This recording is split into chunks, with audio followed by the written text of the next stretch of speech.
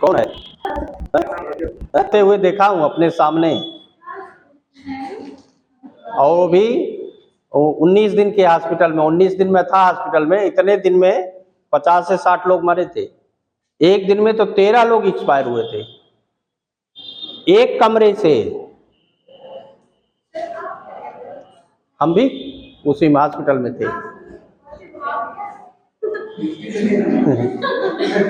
पढ़ा रहे थे तभी का वो कंडीशन रहा। चलिए, ये बताया था डी ब्रॉगली वेव। इसको हमने पहले एक्सप्लेन किया था। डी ब्रॉगली, एक डी ब्रॉगली ने हाइपोथेसिस दिया।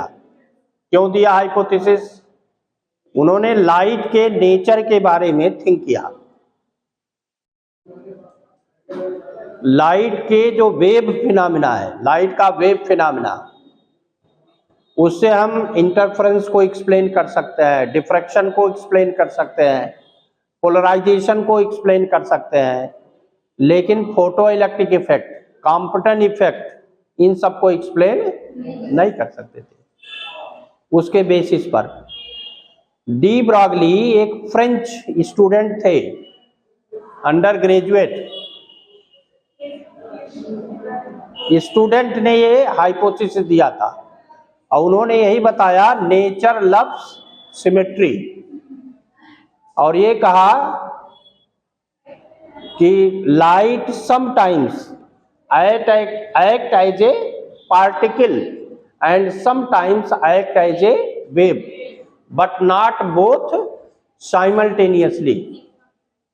When interaction take place between light and light, then its nature will be wave. But when interaction take place between light and matter, its behavior like a particle. उसी को बाद में quantum theory of radiation के basis पर बताया गया था। और प्लैंक ने यही बताया कि जो लाइट बीम होता है, light ray, light wave travelling in vacuum, just like a wave ray of certain energy packets, ये बताया उन्होंने। यानी light wave travelling in the vacuum behave like a motion of several particles. यानी जो उन्होंने बताया कि it is a beam of energy packets, that energy packets are moving with speed of light, each having energy equal to h nu. तो फिर उसका मास निकाला गया, उसका मोमेंटम भी कैलकुलेट किया गया, और ये बताया गया फोटॉन, उसी का नाम क्या रखा गया, क्वांटा या photon. Photon has definite mass and definite linear momentum as well as it has angular momentum also. हमने लिखवाया है कि नहीं? But it's rest mass is 0। जब वो मोशन करेगा तब उसका काइनेटिक मास तो होगा, लेकिन रेस्ट मास क्या होगा? 0 होगा। तो ये पार्टिकल नेचर था किसका? लाइट का। इसी को लेकर के आइंस्टीन ने फोटो इलेक्ट्रिक इफेक्ट को सक्सेसफुली एक्सप्लेन किया। तो डी ब्रॉगली ने भी यही थीसिस लिया कि light has dual nature, sometimes it is act as a particle and sometimes it is act as a wave. तो जो उन्होंने फोटॉन का लिया था, फोटॉन की एनर्जी कितनी है? एनर्जी ऑफ फोटॉन क्या था? एनर्जी ऑफ फोटॉन क्या था? E equal to h nu, E equal to h nu. यह है Planck quantum theory of radiation. Einstein ने क्या दिया? In the theory of relativity by Einstein's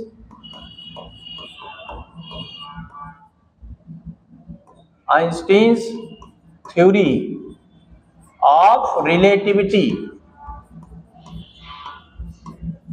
E equal to क्या होता है, mc²। तो दोनों को कंपेयर कर लीजिए, फ्रॉम 1 एंड 2 क्या निकला था रिजल्ट, हम h न्यू को mc² लिख सकते हैं। तो इससे मास निकला था फोटॉन का, h न्यू बाई c²। तो ये था mass of photon. Nu equal to c by lambda लिख सकते हैं, c बाई लेमडा। तो इससे m क्या आ जाएगा, m इक्वल टू आएगा h by c² into c by lambda. ये सब लिखवा चुके हैं, लिखने की जरूरत है नहीं। तो यहां से क्या आया mass, m equal to h by c lambda. ये है c is the speed of photon, speed of photon. Photon is moving with speed of light. अब यहां से आप लेमडा लिख सकते हैं, वेवलेंथ जो होगा लेमडा इक्वल टू क्या है, h बाई m इंटू सी। और m इंटू सी ही क्या है, मोमेंटम है। लेमडा इक्वल टू लिख सकते हैं h बाई p। तो ये रिलेशन आया।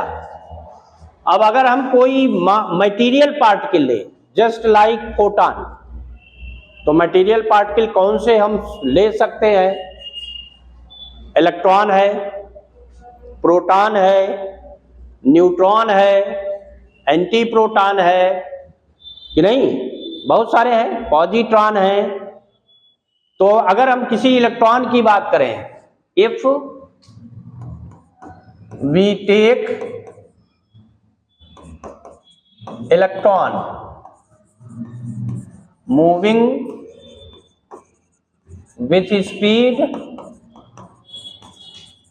v, then its linear momentum क्या लिख सकते हैं, p equal to m into v। यानी m क्या है, मास ऑफ इलेक्ट्रॉन है। तो इसी को हम ऐसे लिख सकते हैं, lambda equal to h by mv। ये हो जाएगा de Broglie wave length for material particle electron moving with speed v, moving with speed. जैसे फोटॉन के लिए हमने बताया है, फोटॉन के लिए, वैसे हम किसी मटेरियल पार्टिकल के लिए कह सकते हैं। क्यों ऐसा कह सकते हैं, क्योंकि फोटॉन एक मटेरियल पार्टिकल की तरह बिहेव कर रहा है, उसमें मास है, लीनियर मोमेंटम है, एंगुलर मोमेंटम है। तो just it is just like A particle, it behave like A particle.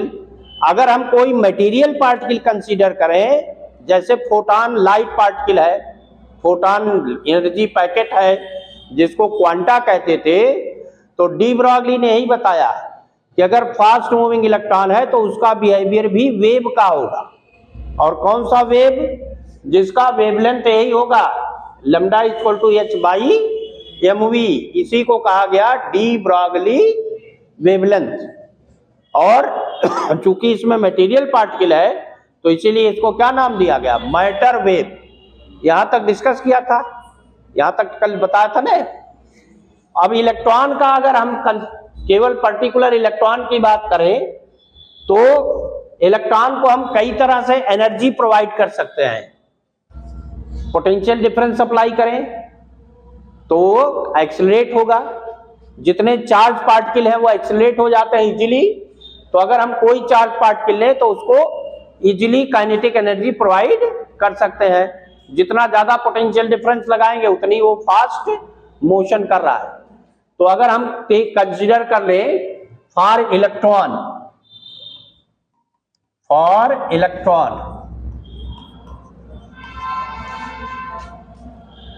Accelerating by v volt, energy gain कितना होगा, energy gain E equal to होता है Q into v. Electrostatic energy कितना होता है? E equal to Q into we.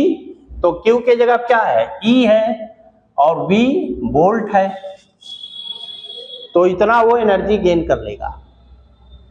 अगर उसका हम मास m मान लें, if m be the mass of electron, then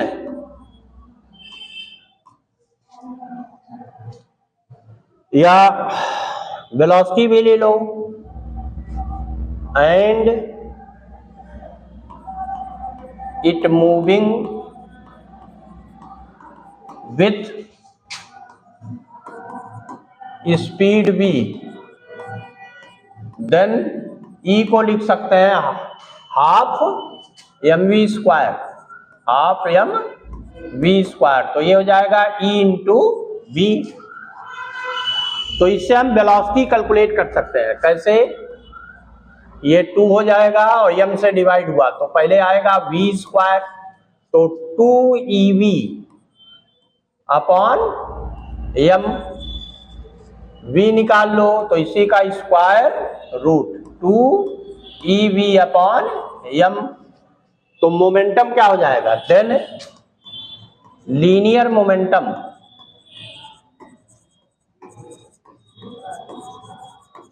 P equal to क्या होता है? m into v, mv। तो mv कितना निकलेगा? m से मल्टीप्लाई कर लो और v ये पूरा है square root 2ev upon m। तो m को अंदर ले जाओ तो ये हो जाएगा square root 2ev, capital V है, m square divided by m। तो एक m कैंसिल हुआ, तो यही हो गया मोमेंटम। P इक्वल टू कितना हो गया? स्क्वायर रूट 2evm या 2m e into v, 2m e into v. E into v ही एनर्जी है, तो एनर्जी के टर्म में लिखना चाहें तो ऐसे लिखें Rp equal to square root 2m into energy, energy के टर्म में अगर लिखें तो ये दोनों हम यूज कर सकते हैं। तो देन डी ब्रॉगली वेवलेंथ क्या आया? De Broglie wavelength lambda equal to था h बाई पी।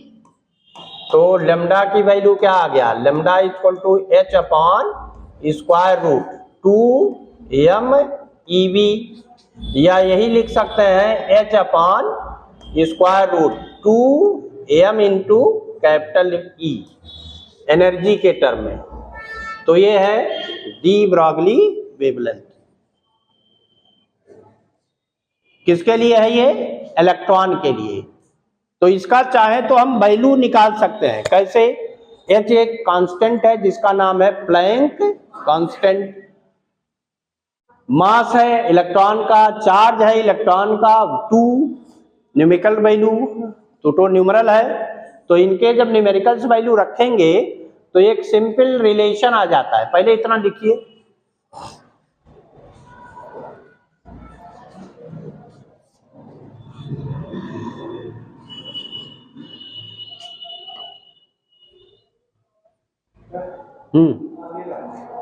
है इसके पहले, इसके पहले तो बताया था ना, लिखे नहीं थे? आज नहीं, इसके पहले भी बताया हूं, इसके पहले दिन भी बताया था ना। उस दिन नहीं आए थे क्या? तब लिखे होगे, देखो लिखा नहीं है? लिखे हैं भाई, अभी लिख लेना, अभी तो बताया हूं ना, कॉपी लेके लिख लेना।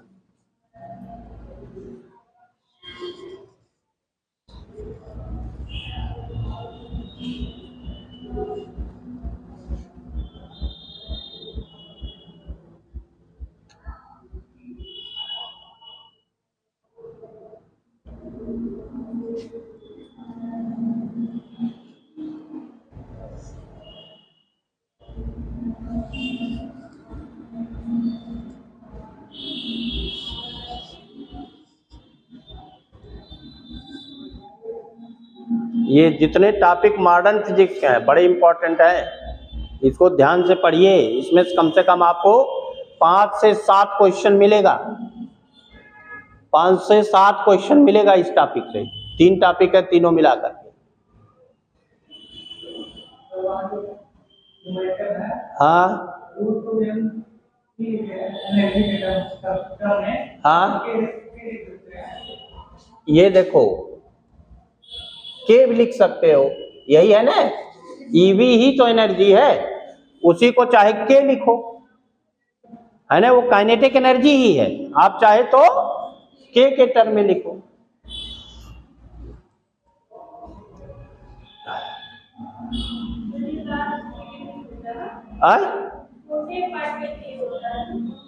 छोटे पार्ट के लिए क्यों होगा अभी बताता हूं, छोटे पार्टिकल के लिए ही होगा।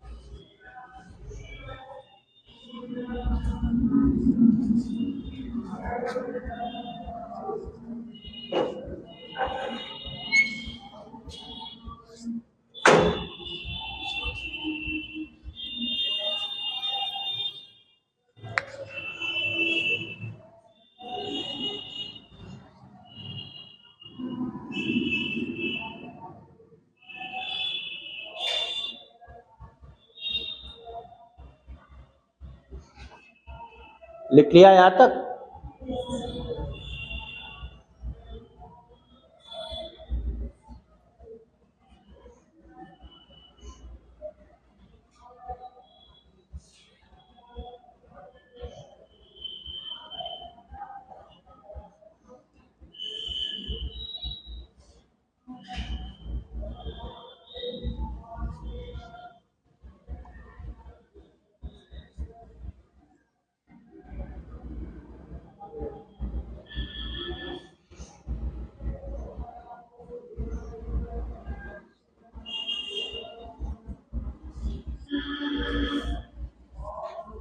अब इसका हम कैलकुलेशन भी और इजी कर सकते हैं।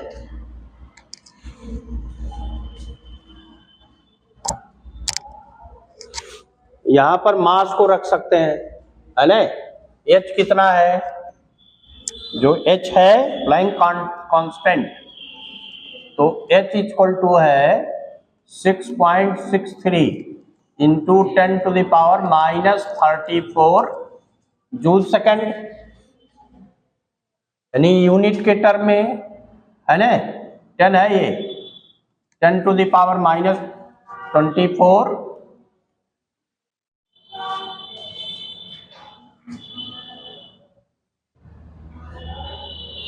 मास of electron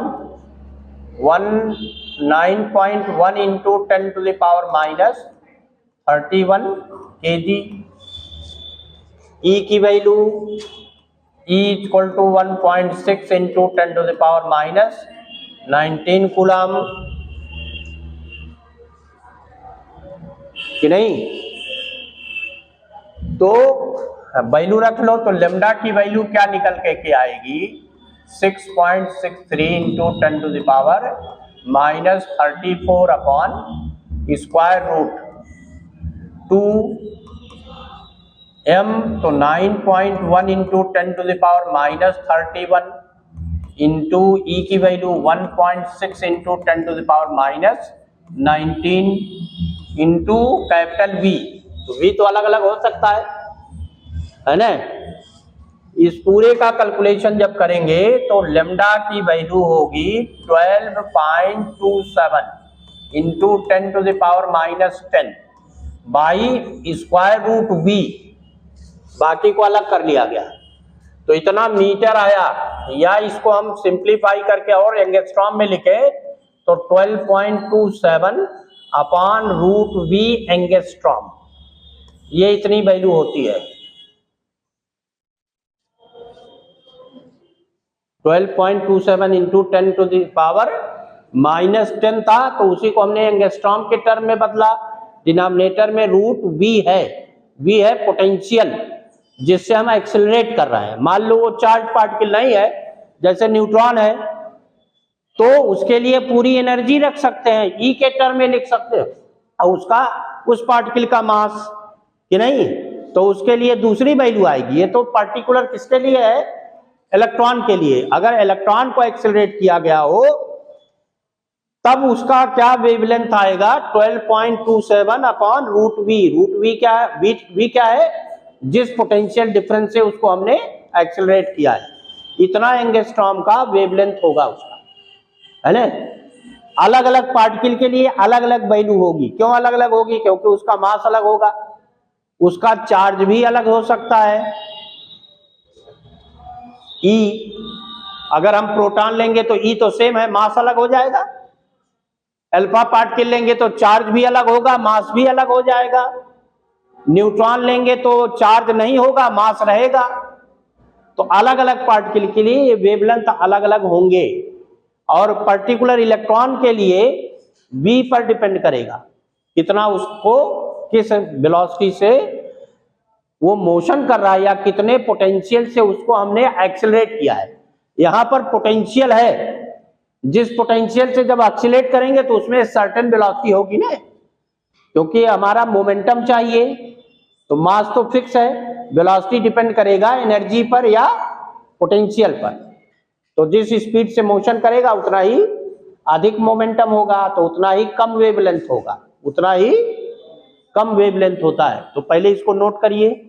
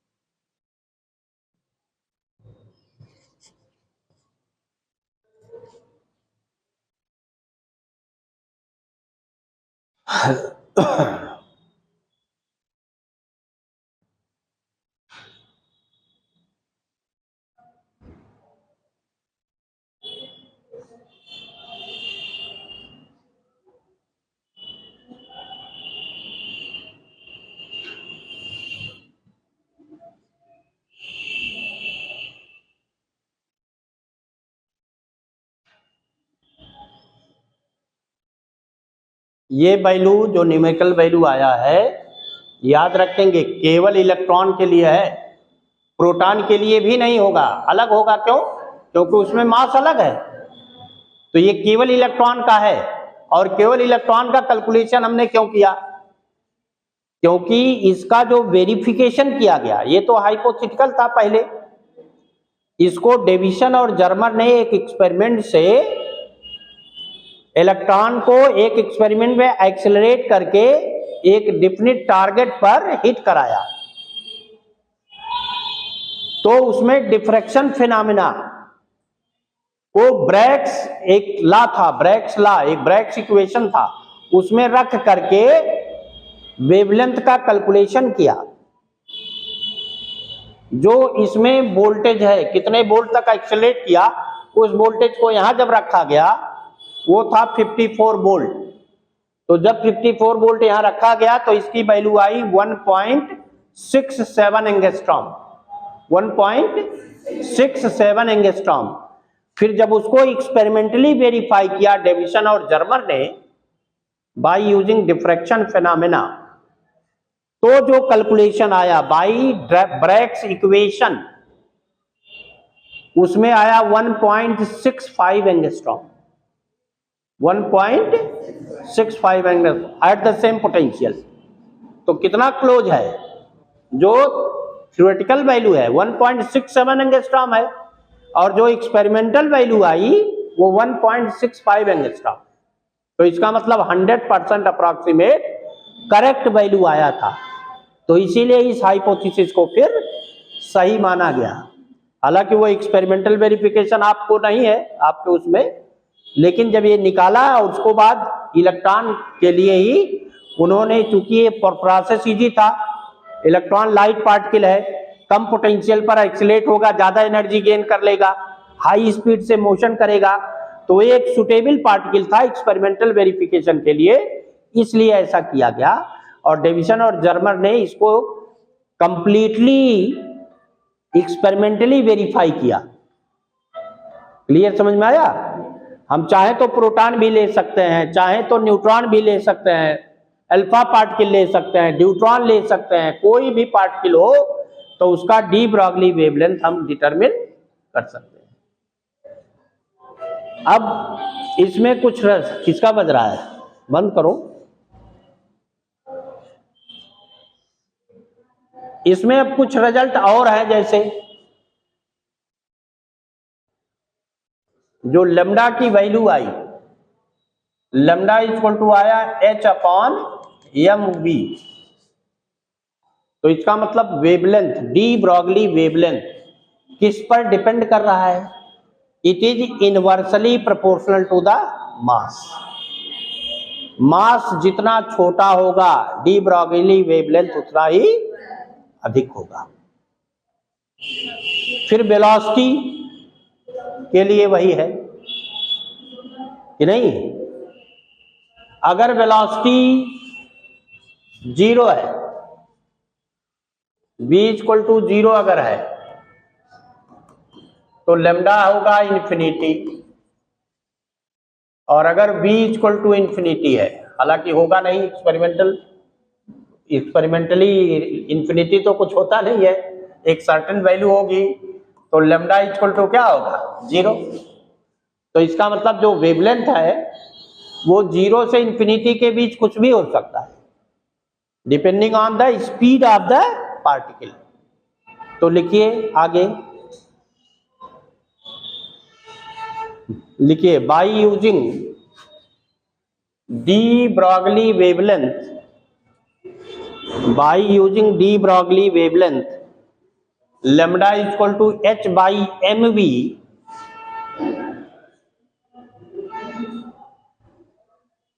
lambda equal to h by mv, it is clear that number 1 लिखिए, lambda is inversely proportional to 1 by m है?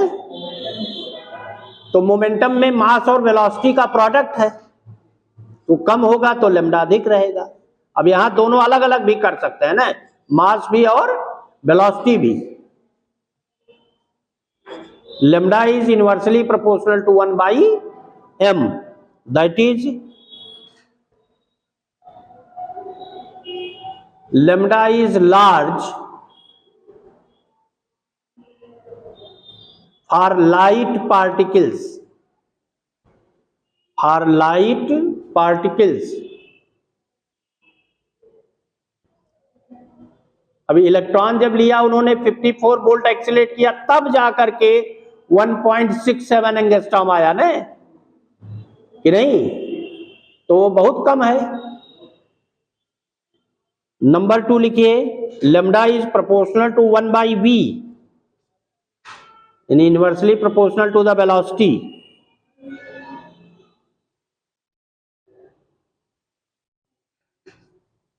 Hence the wavelength can be taken from 0 to infinity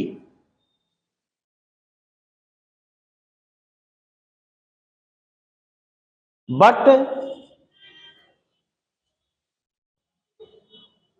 both experimentally not possible.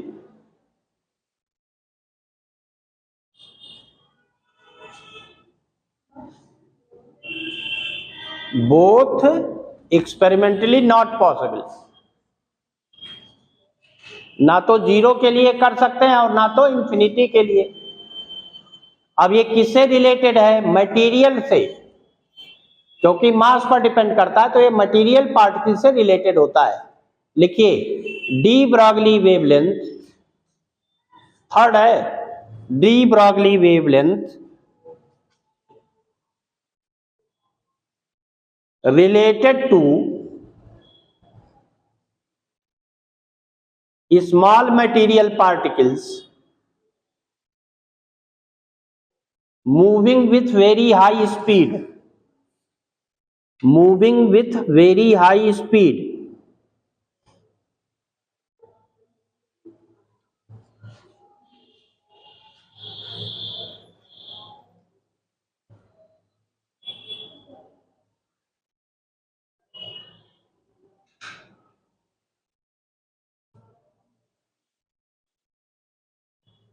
Next लिखिए,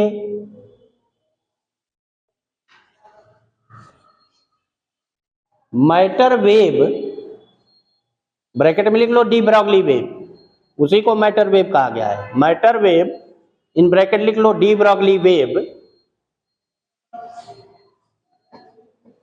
is not electromagnetic wave.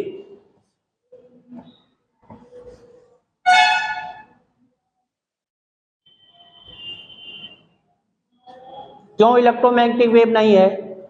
क्योंकि जो electromagnetic wave है वो केवल charge particle से generate होता है, चार्ज पार्टिकल के वाइब्रेशन से, और वो भी जब बहुत हाई फ्रीक्वेंसी पर हो। लिखिए, because electromagnetic wave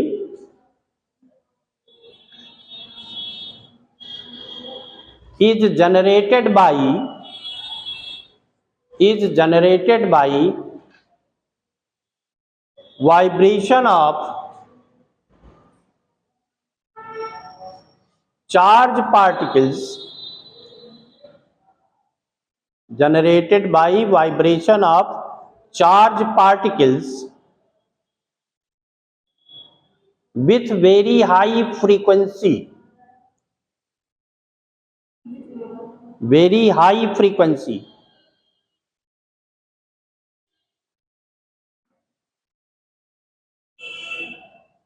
But matter wave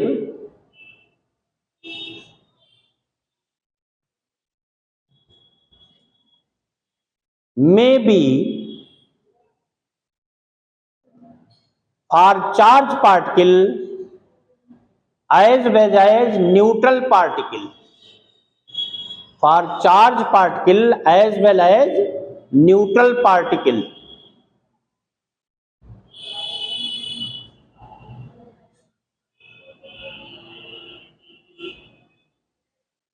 यानी न्यूट्रल पार्टिकल से भी डी ब्रॉगली वेव बन जाएगा।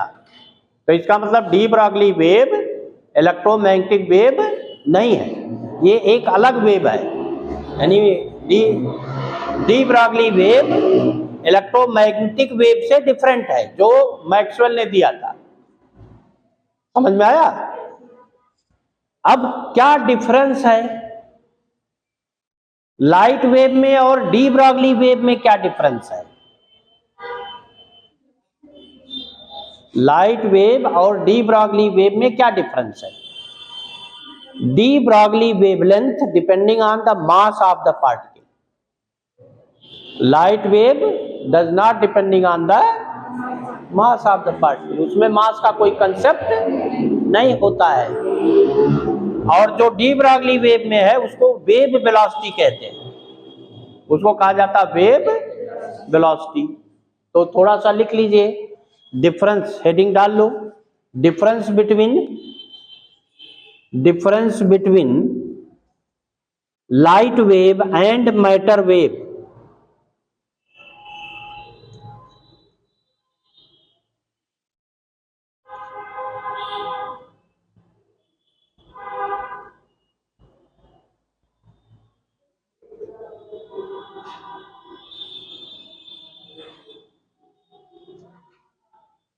लिखिए for particle of mass m, for particle of mass m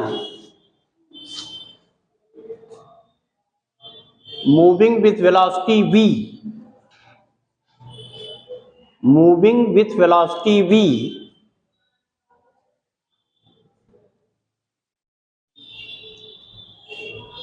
D Broglie wavelength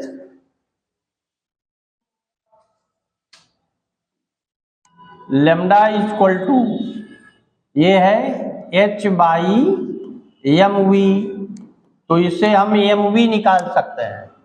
M we equal to क्या हो जाएगा, h बाई लेमडा। मान लो एक इक्वेशन ये है, या इसको इक्वेशन 1 ना लिखें, इसका स्क्वायर कर लें, इसी को हम स्क्वायर कर दे रहे हैं। तो this implies that m square v square equal to h square by lambda square. मान लो एक इक्वेशन है बाई क्वांटम थ्योरी, ये लिख सकते हैं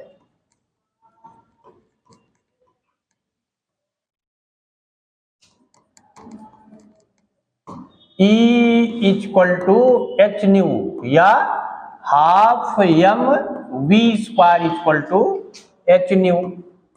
ये मान लो इक्वेशन 2 है।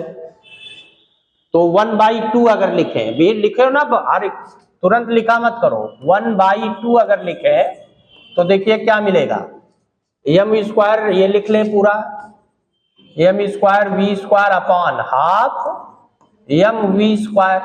तो एक एम कैंसिल हुआ, वी स्क्वायर पूरा कैंसिल हुआ, 2 ऊपर चला जाएगा, और इक्वल टू क्या था, इक्वल टू क्या आएगा राइट साइड में, ये देखिए यहां था H square upon lambda square divided by H new, एक एच काट दो, लेमडा स्क्वायर नीचे चला जाएगा, एच ऊपर है, और यहां क्या बचेगा, 2 ऊपर जाएगा तो 2m बचेगा। 2m equal to h by lambda square nu. तो न्यू लेमडा अगर हम इधर ले जाएं, न्यू लेमडा इधर ले जाओ तो एक लेमडा बचेगा, तो ये आएगा h by 2m lambda, 2m lambda. और न्यू लेमडा क्या है, वेलोसिटी, v इक्वल टू क्या होगा, न्यू लेमडा, नहीं होगा। तो ये वेलोसिटी है, इसको कहते हैं वेव वेलोसिटी, यानी v w लिख सकते हैं, तो h अपॉन 2m लेमडा आया। अब लिखो यहां तक पहले, अरे v equal to n lambda wave में बताया गया होगा, चौधरी साहब बताए होंगे ना कि नहीं, रिलेशन बिटवीन वेवलेंथ है, बताए होंगे, एक छोटा सा ही रिलेशन है, तो वही है। पहले चला लिखो,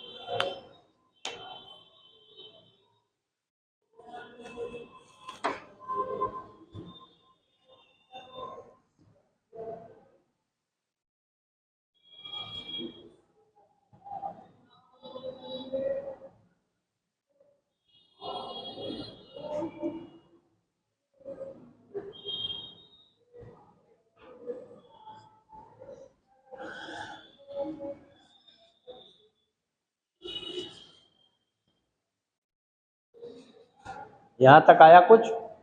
अब ये जो लिखा हमने वी डब्ल्यू, ये वेव की वेलोसिटी है, पार्टिकल की नहीं है। पार्टिकल की वेलोसिटी तो वी था, पार्टिकल की वेलोसिटी क्या थी? वी था। ये वेलोसिटी ऑफ वेव है और किस पर डिपेंड कर रहा है? वेवलेंथ लैम्डा पर। किस पर डिपेंड कर रहा है? इसका मतलब कि जो मैटर वेव है उसकी वेलोसिटी वेवलेंथ पर डिपेंड करेगी, और लाइट की वेलोसिटी वेवलेंथ पर डिपेंड। अगर लाइट वैक्यूम में मोशन कर रहा हो तो वेवलेंथ से उसका कोई लेना देना, उसकी स्पीड कांस्टेंट रहती है। कितना? 3.0 इंटू 10⁻, वो बदलती नहीं है। तो इसका मतलब ये लाइट वेव नहीं है, it is different from the light wave. यानी जो मैटर वेव है is different from the light wave. तो यहां तक लिख लिया कि नहीं? ये बहुत डेप्थ में मैं बता रहा हूं, ये जान लो क्या डिफरेंस है, कहां से डिफरेंस है, लिखो। हाँ हाँ, वो फोटान है ना, वो फोटान है, वो क्वांटा है, और ये क्वांटा नहीं है। लिखो, hence the wave velocity of matter wave, the wave velocity of matter wave, the wave velocity of matter wave is depending on its wavelength.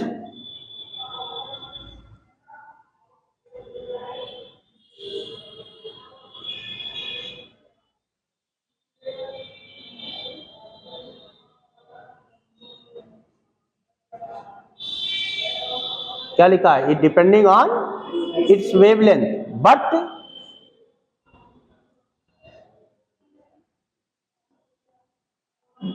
speed of light wave, speed of light wave in vacuum does not depending on the wavelength.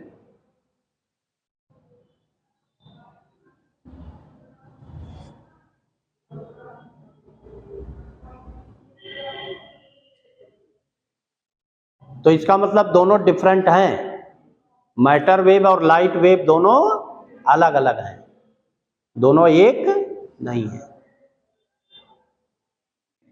अब वो अभी फिर से बता देता हूं जो अभी आप कह रहे थे, थोड़ा सा था, लिख लिया ये नहीं? क्लियर समझ में आया कि नहीं आया? आ गया। अब यहां देखिए, जो अभी हमने बताया था, अगर हम फोटान को कंसीडर करें तो फोटान की एनर्जी है E equal to h nu. अब अगर आइंस्टीन का मास एनर्जी रिलेशन ले तो E इक्वल टू होता है mc²। ये इक्वेशन 2 है। तो इन दोनों को कंपेयर करें तो क्या मिलेगा? mc² equal to h nu. तो इससे मास निकलेगा m equal to h nu by c², या इसी में इसको c by lambda, nu equal to क्या होता है? c by lambda. तो h और c बाई लेमडा लिखोगे, एक c कट जाएगा तो h बाई c लेमडा, एक c कटेगा और एक लेमडा नीचे आ जाएगा। तो ये क्या है? ये है काइनेटिक मास ऑफ फोटान। क्या है? अच्छा, फोटान मूविंग विथ वेलोसिटी क्या है? c। Photon moving with speed c, then linear momentum क्या है? Linear momentum p equal to क्या होगा? mv। तो यहां v है नहीं, c है, m इंटू c। तो सॉरी, v लिख दिया, c लिखो। तो जब C रखोगे आप तो क्या मिलेगा, P इक्वल टू यही है h nu by c square, h nu by c square into C, तो एक C कटा तो क्या आ गया, P equal to h nu by C। अब न्यू क्या है, C बाई लेमडा, तो ये हो गया C upon lambda, C cancel हुआ तो P momentum h by lambda, या lambda equal to h by P।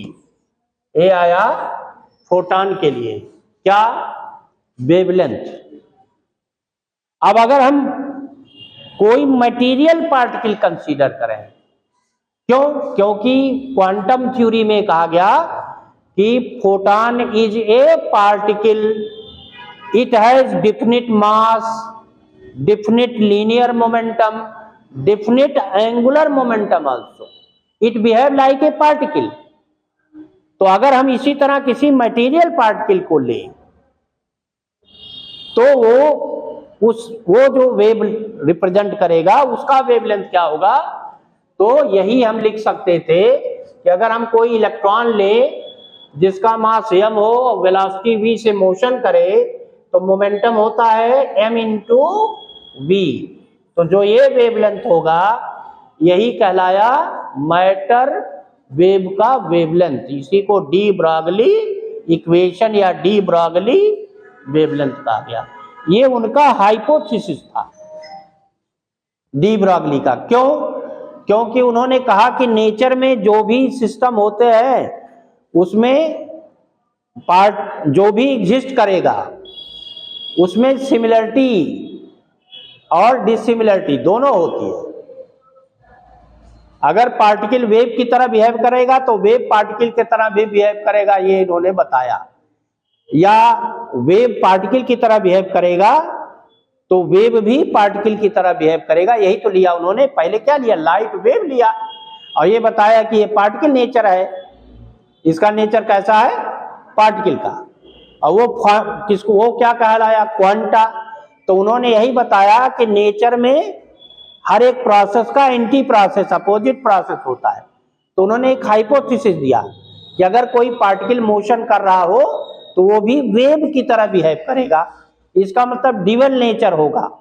वो तो पार्टिकल है ही है, it behave like a wave, तो इसी को कहा गया ड्यूअल नेचर ऑफ मैटर या dual nature of radiation, light के लिए कहा गया था। क्लियर हुआ? तो ये पूरा चैप्टर इसी पर बेस्ड है।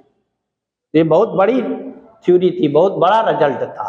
अब नोट करना चाहो तो नोट कर लो तुम। अब ये चैप्टर वैसे खत्म हो गया, थ्योरी हमने सब बता दिया।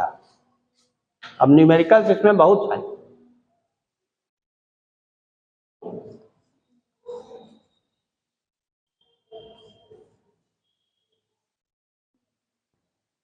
अब हमने दो रिजल्ट ऐसे दिए हैं जिससे 100% क्लियर हो जाता है कि जो मैटर वेव था वो इलेक्ट्रोमैग्नेटिक वेव नहीं है, उससे डिफरेंट है।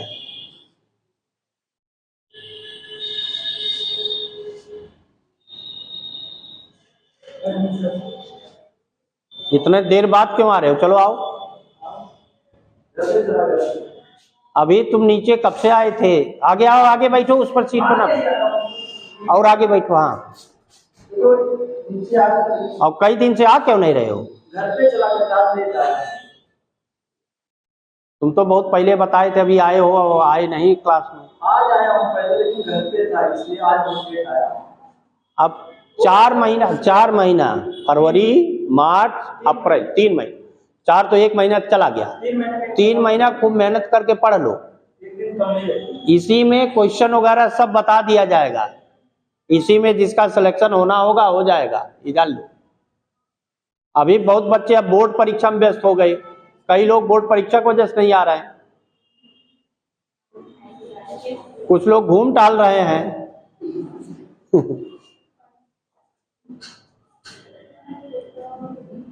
अब जितना समय बचा है उसको एकदम लॉक करके खूब मेहनत से पढ़ो। जो समय चला जाता है कभी आएगा नहीं वापस, ये जान लीजिए। तो सर आप आया बस से थक गया था ना, तो खड़ा होकर थोड़ा आराम किया। चलो ठीक है। अच्छा, कुछ रेस्ट नहीं, वही बताए थे। हाँ, अरे वो जो लगाते हैं, ठीक। दरअसल यहाँ जानते हो संख्या रोज जाता है ना, संख्या 20 रहना, 20 से कम नहीं होना चाहिए, 20 होना चाहिए मिनिमम। वो लोग अभी वो एग्जाम दो दे रहे हैं, वो आएंगे फिर। अभी वो 2 लड़कियां जो आती है वही नहीं आई हैं, तब भी तुम लोग 12 लोग हो, 12 2 14 हैं, 3-4 और हमारे हम जान रहे हैं। अभी वो लड़की आई थी, उसकी तबीयत खराब हो गई एक ही दिन, तब से उसको टाइफाइड हो गया है। नहीं था पहले से, लेकिन एक दिन आई थी तो ज्यादा, फिर तब से हो गया, तब से वो नहीं आई। ऐसे कई बच्चे हैं, वो किसी न कहीं तो आगे पीछे तो आएंगे। खैर, अब नुकसान उनका है, क्या किया जाए, नुकसान तो उनका होगा ही, जैसे जो आएंगे उसी तरह से नुकसान होगा।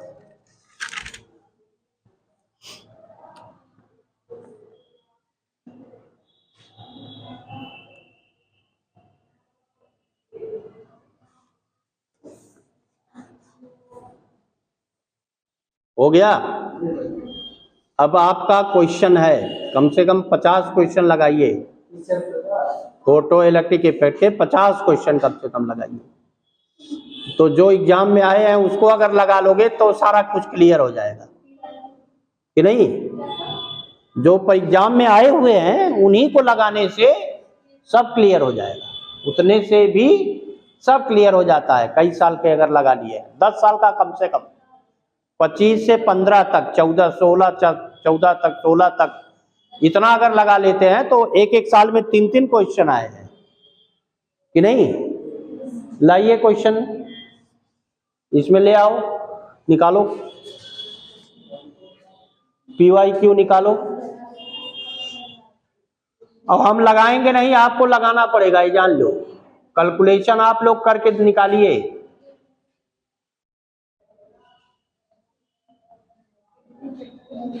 Dual nature of radiation, PYQ NEET.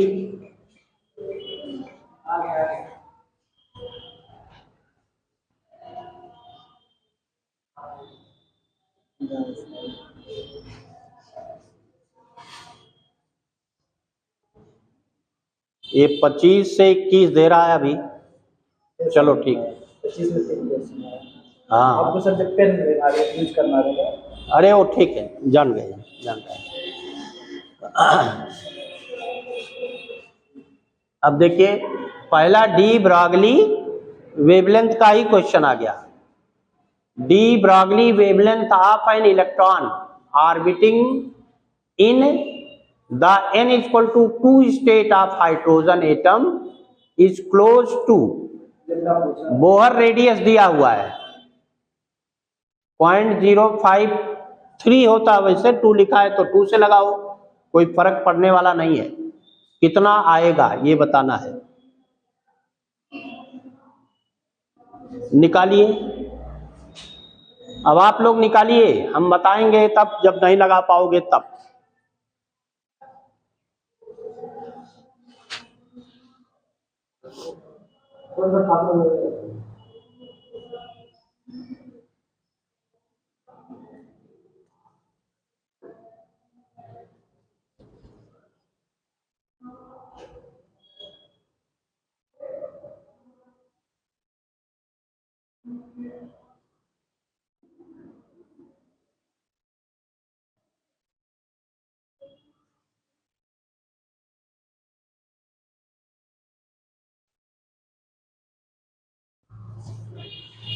हालांकि ये सवाल चाहे हम अगले चैप्टर में बताएंगे, वैसे एटम वाला है, हाँ वहां तो और क्लियर हो जाएगा, लेकिन यहाँ इंटरमीडिएट में तो पढ़े ही हैं। फार्मूला इसका निकालना पड़ेगा तुम्हें, अभी जो बताया उससे डायरेक्ट नहीं लगेगा, नहीं लगा पाओगे हैं, फार्मूला ही नहीं मालूम है। आधे पर ये नहीं होगा ना कि आधे हो जाए, वो उसी में सब ऊपर से लेके दूसरे कलर से आ रहा है। अरे वो आने तो आएगा, लेकिन वो डिस्टर्ब रहता ना। आगे नहीं होगा। आधे में हो जाता तो सही था। देखिए हो गया, हो गया।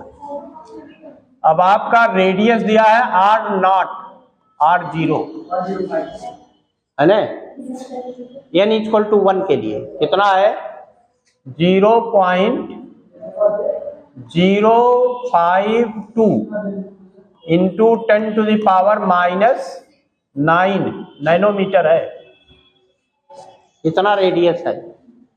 n इक्वल टू 2 के लिए क्या होगा, 4 से मल्टीप्लाई करोगे। Radius is directly proportional to n square hydrogen atom में, तो r is directly proportional to क्या होता है n स्क्वायर होता है। तो r1 निकाल लो, r1 इक्वल टू होगा R0 ये है चूंकि, तो इससे R1 निकाल सकते हो, कितना आएगा R1 लिख दे रहा है, R1 equal to 0.052 into 10⁻⁹ nanometre है, तो ये मीटर में हो गया। इसको हम 4 से मल्टीप्लाई करेंगे, 2 स्क्वायर, तो 4 से मल्टीप्लाई करो कितना आया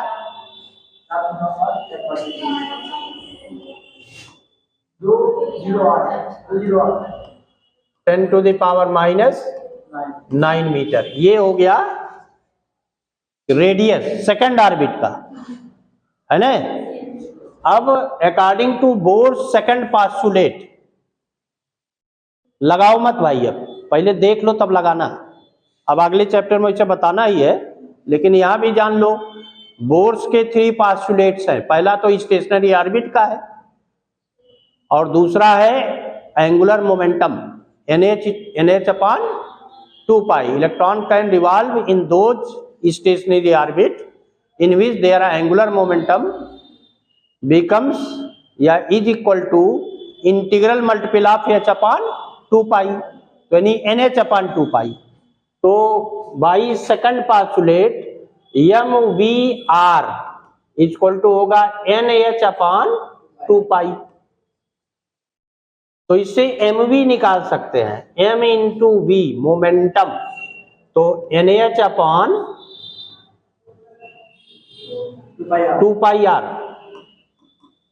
तो de Broglie wavelength lambda equal to h/mv, यही तो है।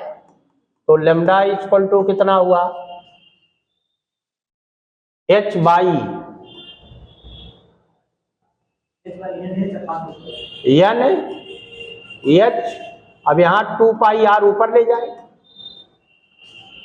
2πr है ना, h हटा दो, तो लैम्डा इक्वल टू कितना हो गया 2πr/2, 2πr/2 लिख दो, क्योंकि n इक्वल टू क्या है 2 है, तो कट गया। तो लैम्डा इक्वल टू कितना आ गया πr, निकालो।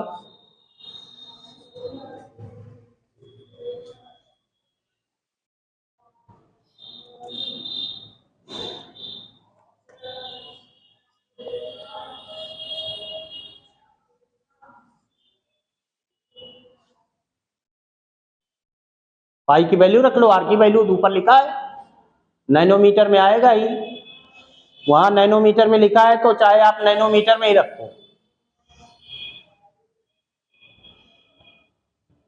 केवल मल्टीप्लाई करना है। 3.14 इंटू 0.208 नैनोमीटर।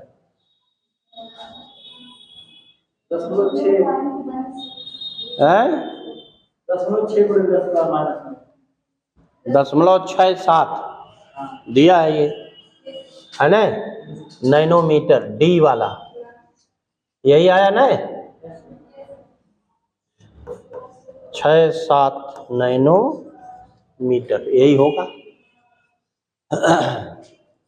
ऐसे लगेगा। इसमें वो डी ब्रॉगली वेवलेंथ का जो डायरेक्ट फार्मूला लगाया था उससे कोई मतलब नहीं था। यहाँ पर वो जो इलेक्ट्रॉन के लिए था ना, वो यहाँ भी इलेक्ट्रॉन के लिए है, लेकिन सिस्टम दूसरा दे रखा है, ऑर्बिट में जो इलेक्ट्रॉन मोशन कर रहा है उसके लिए पूछा है।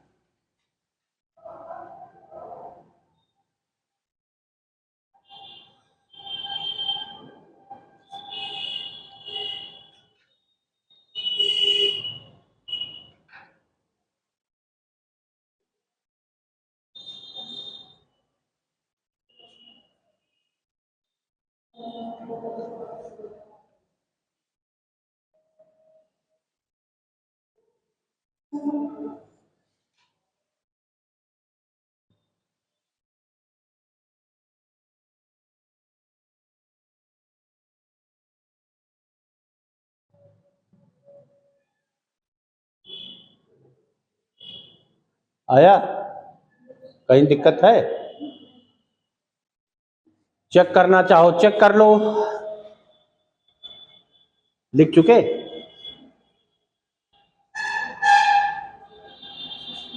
सही है, डी वाला।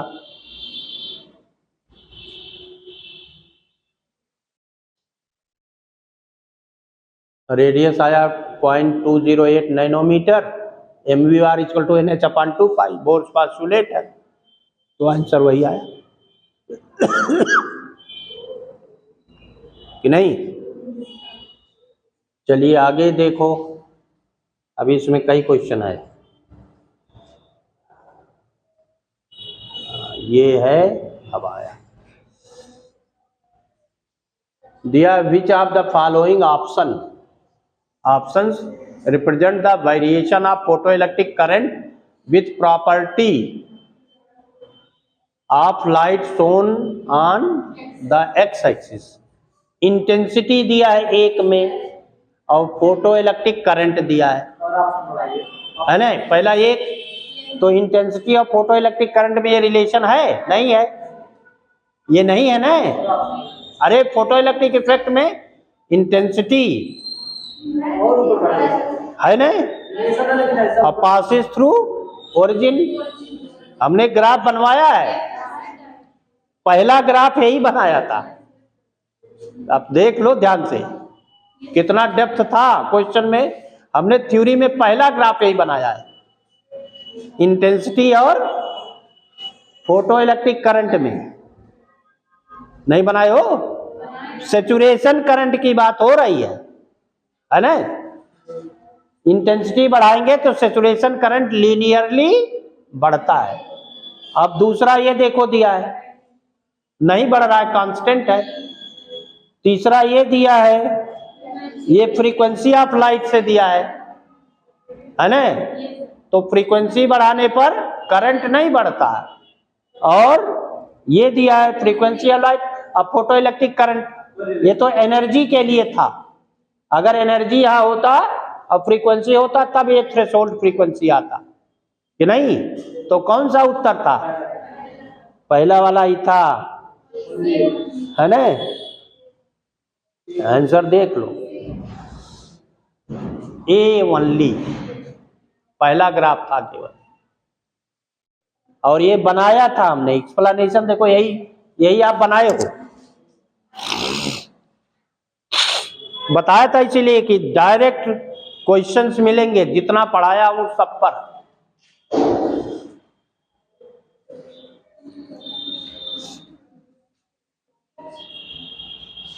अब अभी ये देखो,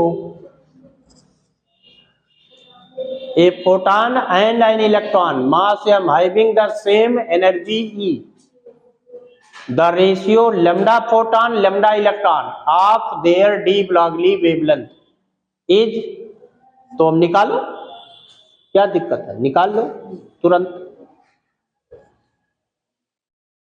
अब निकाल लो, इलेक्ट्रॉन का है और फोटॉन का है, एनर्जी ई दोनों की है।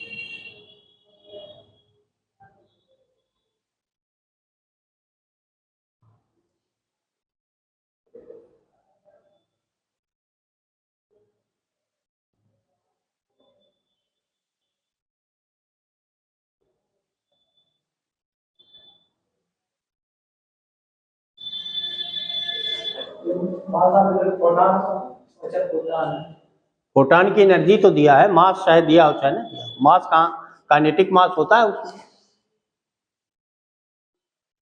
ये मास ऑफ इलेक्ट्रॉन के टर्म में है, फोटॉन के मास से कोई मतलब नहीं, उसकी एनर्जी तो है ही है। दोनों का मास बराबर होता है। काहे मास बराबर होगा? फोटॉन का रेस्ट मास 0 होता है, काइनेटिक मास जैसे उसकी स्पीड रहेगी उसके अकॉर्डिंग होगा।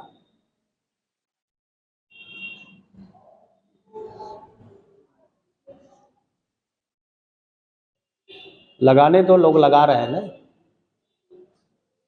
ये इतना डेप्थ में एक चैप्टर है, इसीलिए 7 क्लास अलॉटेड है, अभी आज तीसरा क्लास है।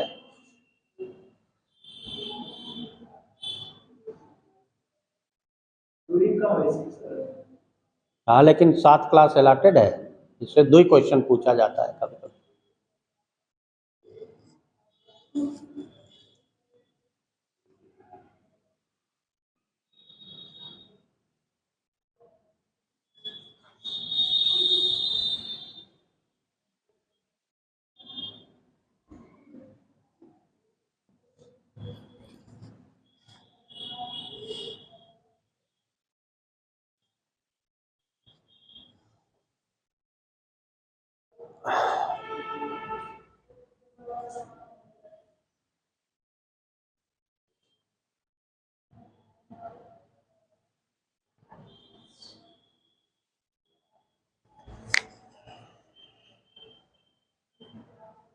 किताब पलटने से नहीं आएगा, बंद करो, किताब बंद करके रखो। बुक देखने से थोड़ा आता है ये सब सवाल, अब जो लिखवा दिया गया अब वो याद रहेगा तभी लगा पाओगी, नहीं तो नहीं लगा पाओगी, ये जान लो। ये ऑब्जेक्टिव टाइप है, ये डिस्क्रिप्टिव नहीं है कि आपको कुछ आता रहेगा तो लिख लोगे। ऑब्जेक्टिव में डेप्थ बहुत ज्यादा होना चाहिए तब न्यूमेरिकल लगता है।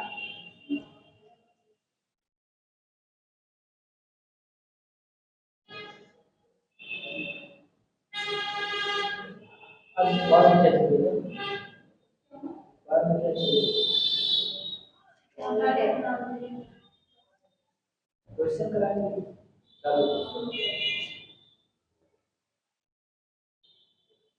अभी अगले हफ्ते में भी मेरा क्लास रहेगा, क्योंकि उधर हम रहेंगे नहीं, बोर्ड परीक्षा में रहेंगे।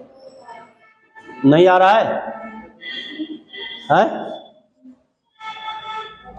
अब फोटॉन के लिए देखो क्या है,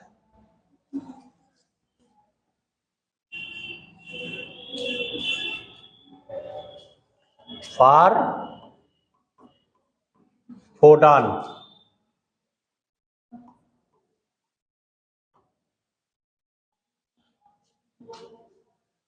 हमारे पास E है, E equal to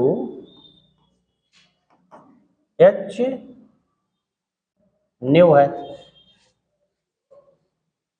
D Broglie wavelength, de Broglie wavelength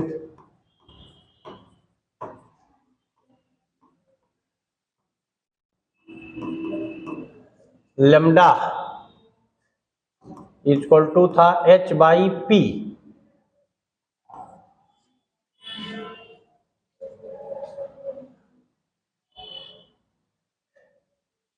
तो इसको लेमडा P लिख दे फोटॉन के लिए।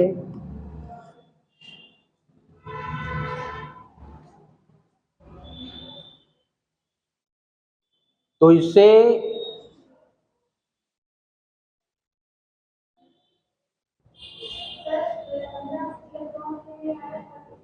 है इलेक्ट्रॉन का है वो ना, इसके लिए निकालना है ना, फोटॉन है और इलेक्ट्रॉन है।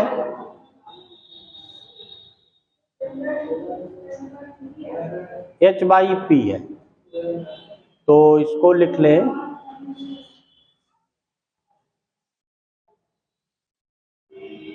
P कितना निकाले थे फोटॉन का, क्या निकाला था?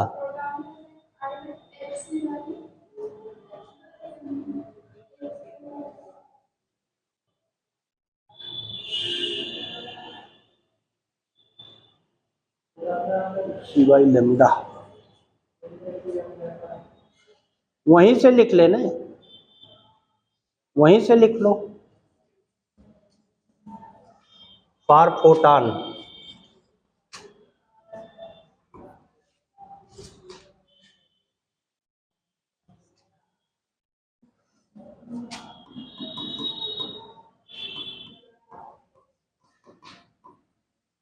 E इक्वल टू था एच न्यू, और इसको लिख लें E equal to h c by lambda. तो ये किसके लिए? फोटान के लिए, लेमडा पी लिख दिया। तो लेमडा पी क्या हुआ फोटान के लिए? एच सी बाई ई लिख लो। ई के टर्म में पूछा है, एक इक्वेशन ए लिख लो कि नहीं। अब दूसरा इलेक्ट्रॉन की बात करो।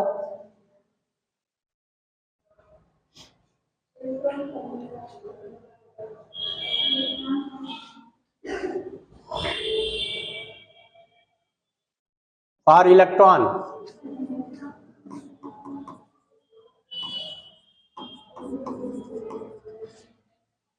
अब मास, मोमेंटम और एनर्जी में क्या रिलेशन है? एनर्जी E इक्वल टू होता है पी स्क्वायर बाई 2m। तो P निकाल लो, इससे निकाल लो P।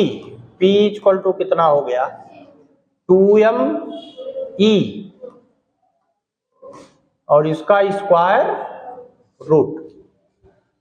तो ये हो गया P, और P होगा मोमेंटम।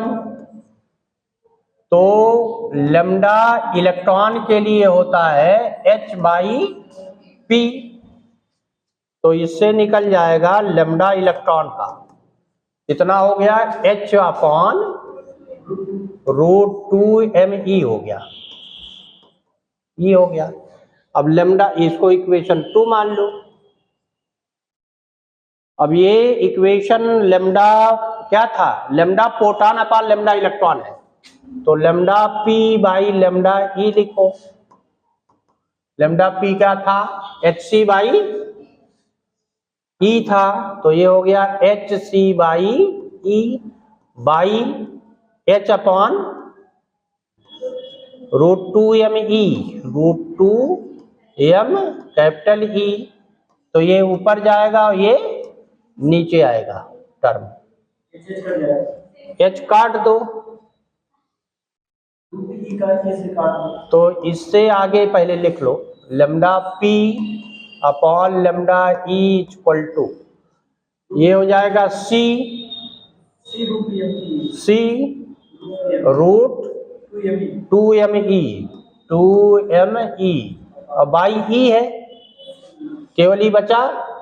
तो इसको स्क्वायर रूट के अंदर ले जाओ, तो ये कंप्लीट स्क्वायर में लिख लो और सी बाहर रखो। तो ये हो गया 2m ई अपॉन ई का स्क्वायर, एक काट दो तो क्या आएगा? C under root 2m upon e. कोई ऑप्शन है? 2m अपॉन ई, ये वाला है।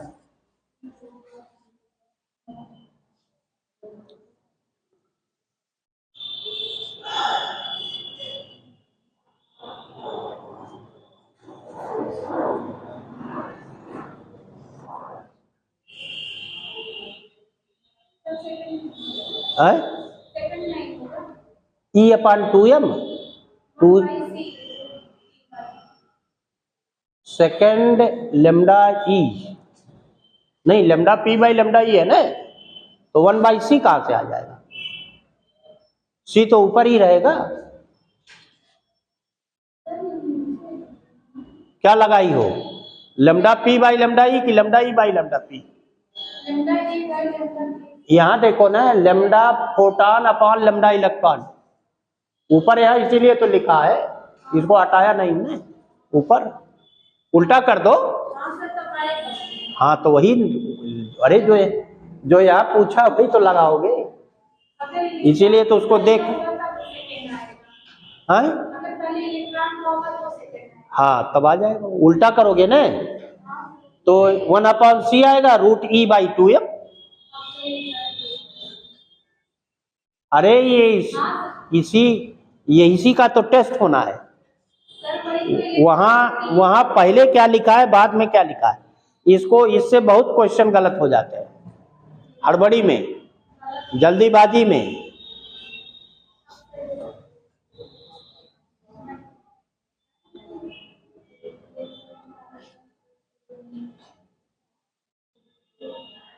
अब इसको ध्यान से पूरा चैप्टर पढ़ के आइए अगले दिन, फिर न्यूमेरिकल पहले ऐसे अपना लगाओ। ये मैं लगा दे रहा हूं, ये ठीक नहीं है, आप लगाइए, जब नहीं आएगा तो मैं बताऊंगा कि कैसे लगना है। ठीक है, अब यहीं रहने दो, अगले दिन जो है 24 से शुरू करें।